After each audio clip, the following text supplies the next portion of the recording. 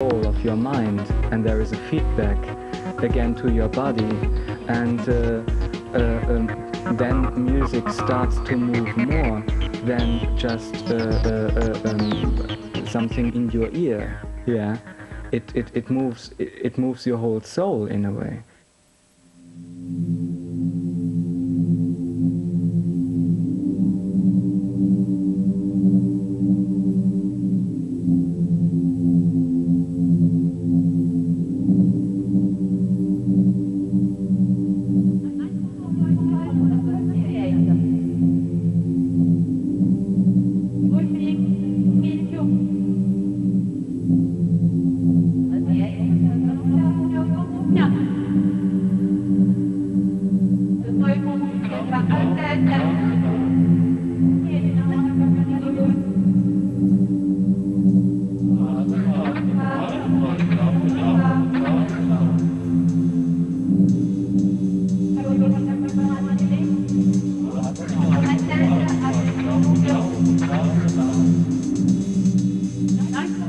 I think the human nature is that humans need spirituality and need some not kind of religious thing, but a ritual to center themselves, their minds and their body, to go back to their roots. We're living in houses, we have TV, we drive cars.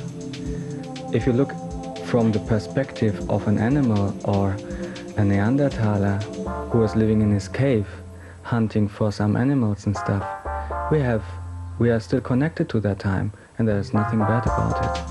It is very important that you have rituals, that you have a kind of spirituality, that you learn and to believe into nature and stuff. Okay, there is a lack of values, as they say, but what is the church? That's not the value. The church is not the value. If you are believing in something that is important for you, if it is nature or if it is aliens or if it is God, that is important.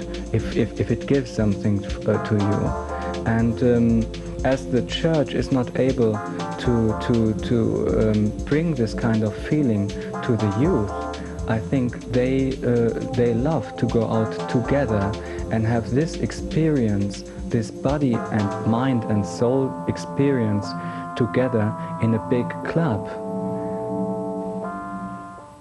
There are some people who I know who are very keen on the idea that mystical experience is a very important part of civilization, and that one of the problems of our present stage of civilization is that we've lost spiritual experience as something that ordinary people have, and that the use of drugs like ecstasy and LSD serve a purpose to bring this mystic or spirituality back into the ordinary person's experience of life.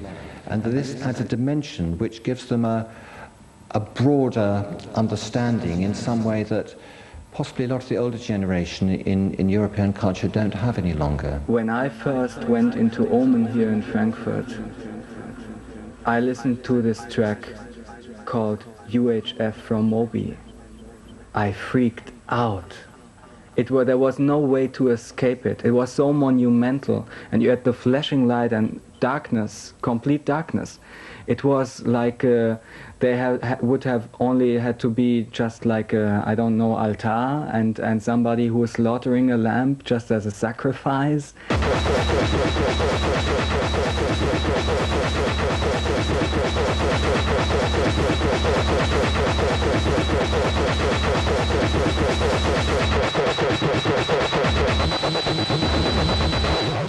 It's time for it.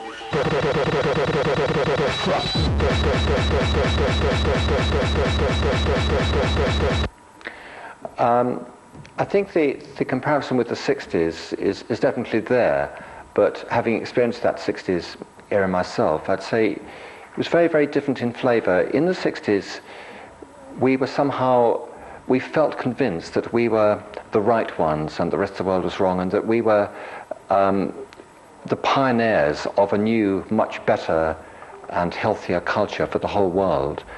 And we were very conscious about that, and we were actually rather pretentious about it all.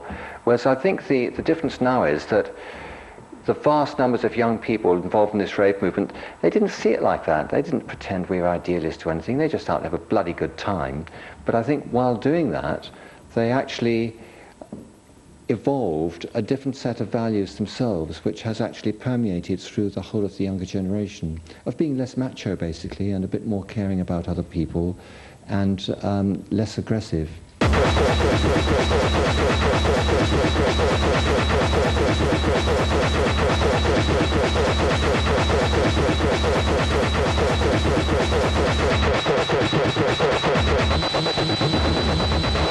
In this country, and I think it's probably true in most of Europe, a large proportion, I think yes, the majority of people under the age of 30 have not voted, even though they've had at least 2 opportunities for general elections.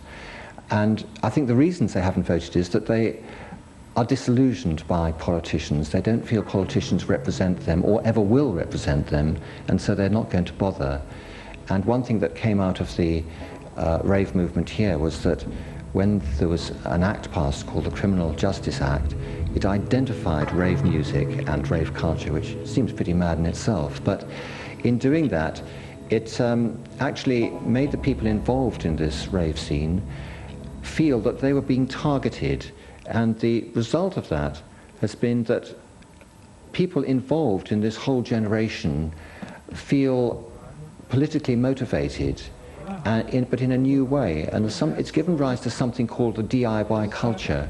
DIY stands for do it yourself, which means basically don't do the traditional thing of trying to persuade your political representatives to look after your interests, but just get on and do it. The interesting thing I think about new technology is the fact that it has liberated people from a scheme of having to deal with record companies and so on, in the same way that the punk movement in its own way re-energized people to produce their own material and so on and redistribute it. I think that was a really exciting thing again. For me, the fact of new technology allowing access for all to this material, whether it's just through the internet, whether it's just through your telephone line, or through a new means of actually communicating this stuff, like new means of recording it and so on, that's only a positive, that has to be a positive thing.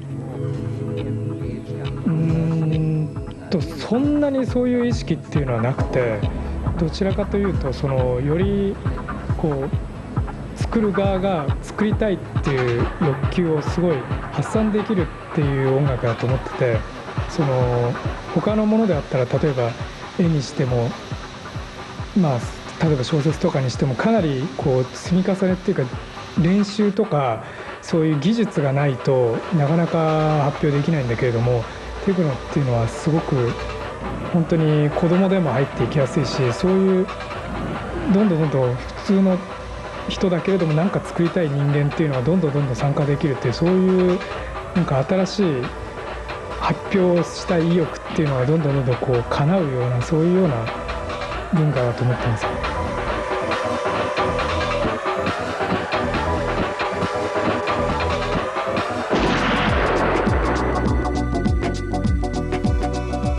After a certain point within the last 15 years, you were able actually to get the machines for quite a reasonable price and actually have control about everything yourself.